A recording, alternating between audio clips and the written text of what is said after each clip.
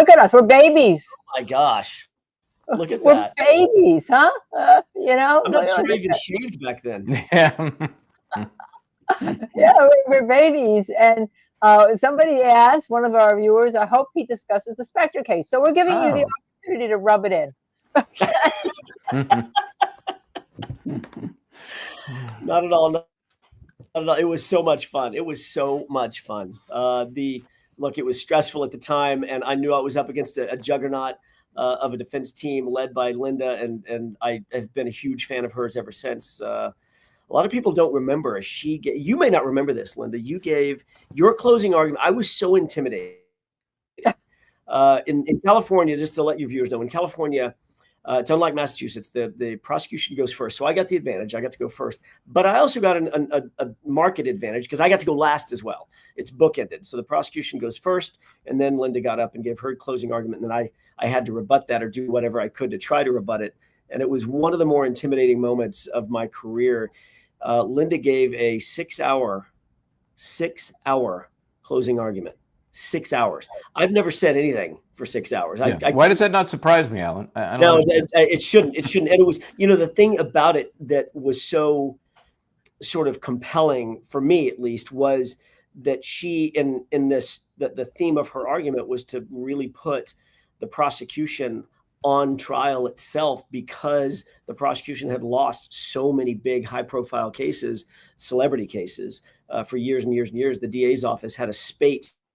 Remember, Linda, probably 40 years before Phil Spector, of these big high-profile cases, losing one after another. And Linda used this sort of celebrity conviction motive on the part of the prosecution, us, as the machine that chugged through her entire closing argument. And she paraphrased it by talking about the determination that we had to get a conviction rather than to seek justice. And it was brilliant. As a defense attorney, now I look back and realize the pithiness and the brilliance of that argument. It was fabulously done. And I knew I had my work cut out for me in the rebuttal. Yeah, and I've never said anything for 6 hours myself either. And Alan knows I was really sick. I had come off pneumonia, and I almost died.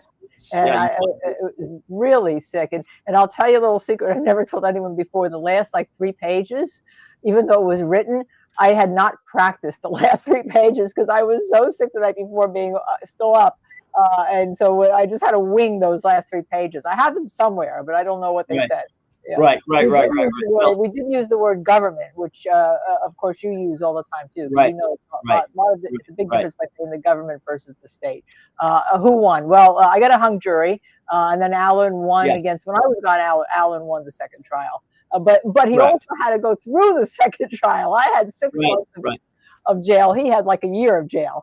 Right. It was crazy times. Well, happy birthday in any event. I'm so thrilled that I get an opportunity to spend a little bit of time with you on a celebratory day. Yeah, and so we're going to celebrate. We're actually celebrating you a little bit. I want to bring you back to Karen Reed too, just a little bit. We're not going to really talk about the trial, but I did have a reaction at that time to your closing, and I want you to see it so people know that this is not made up. This fandom that we have is not made up. Missy, could you just run it? It's about a minute long.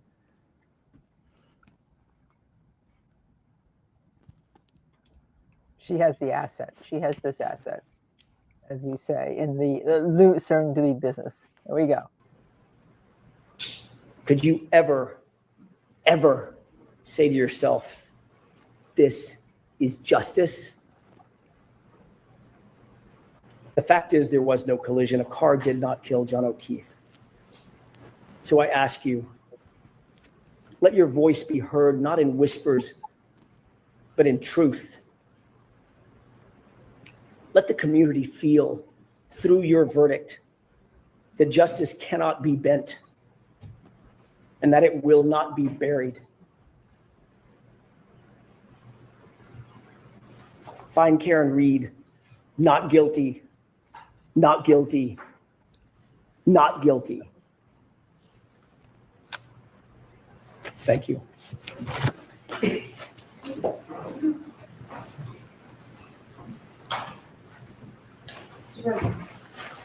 Thank you.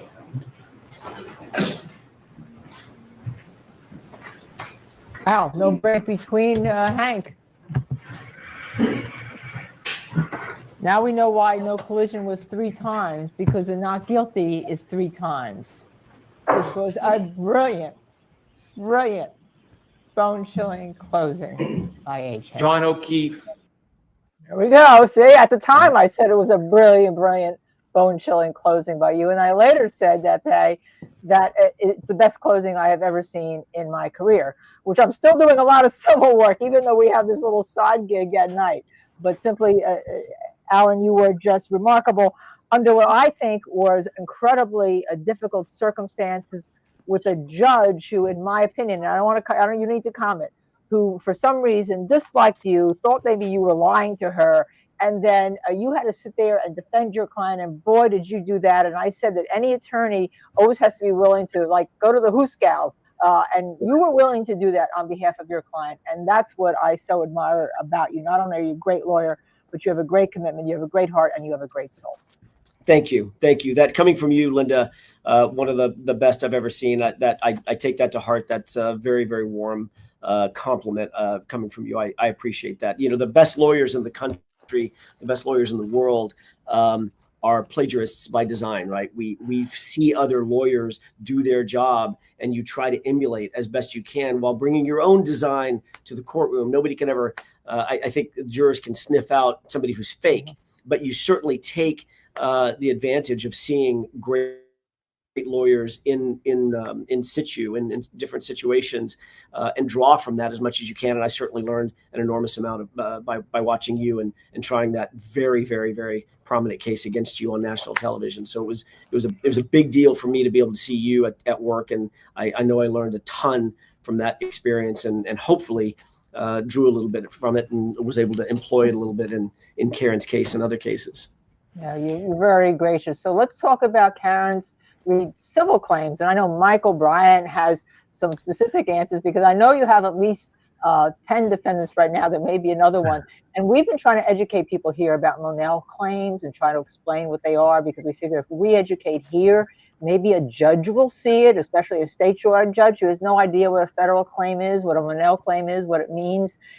And also, I know Michael has a question, and I'm going to open the floor. One thing before we jump into that, one thing I say about the civil case, Alan, is I just hope I'm alive if it ever goes to trial. It is such a long process. Yeah. Those of us who've done more civil than criminal, that you get used to the boom, boom, boom of criminal, and that ain't the case here. But before we get to that, and I want to dredge up all the stuff that went on in Karen Read 1 or 2, but are you fascinated by the fact that you can scan right now YouTube, all the YouTube law tubers, and they'll be talking about those cases, and more specifically Karen Read 2, in which she was acquitted of all but the one charge.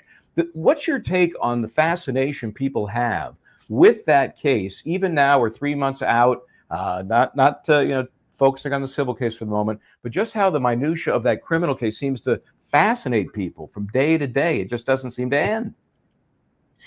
I think probably I've been asked that question a lot. I've thought a lot about that. We've all noodled on that. Why the Karen Read case? Why was that so fascinating? Why did that become sort of the fabric of comment in the internet community and the community at large? And my best guess at that is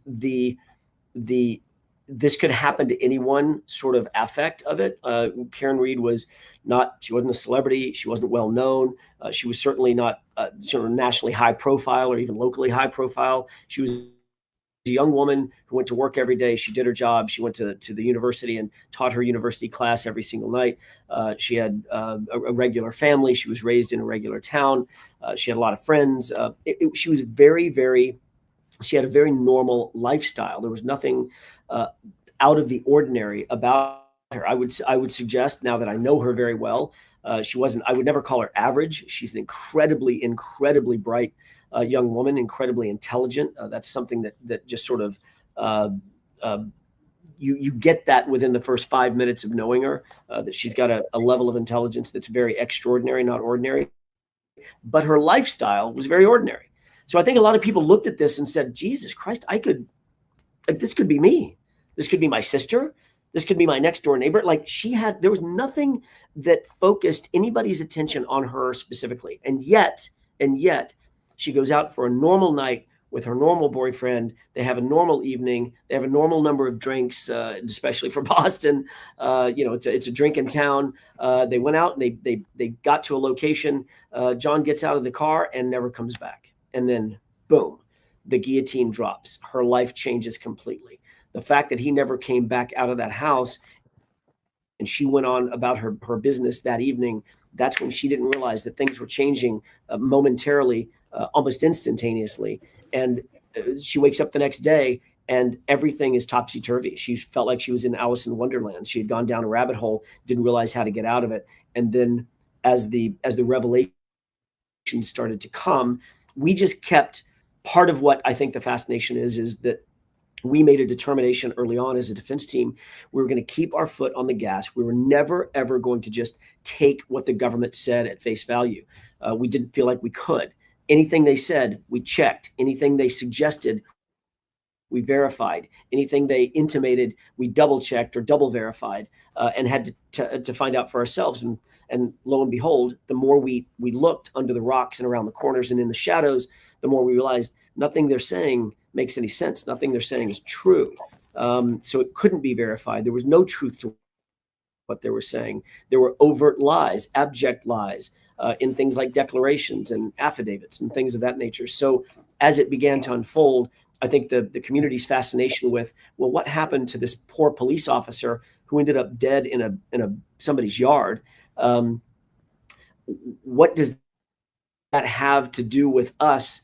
Well, the fascination became, well, it's a paradigm for it has everything to do with you, because it's a broad-based cover-up for something that could have happened to any one of us. And what the community latched onto was the realization that this is not a one-off. It's not just Karen Read. There are many, many, many, many Karen Reads in the past in the greater Boston area that have been subject to this kind of corruption, and nobody seems to want to poke that bear. Well, we poked it.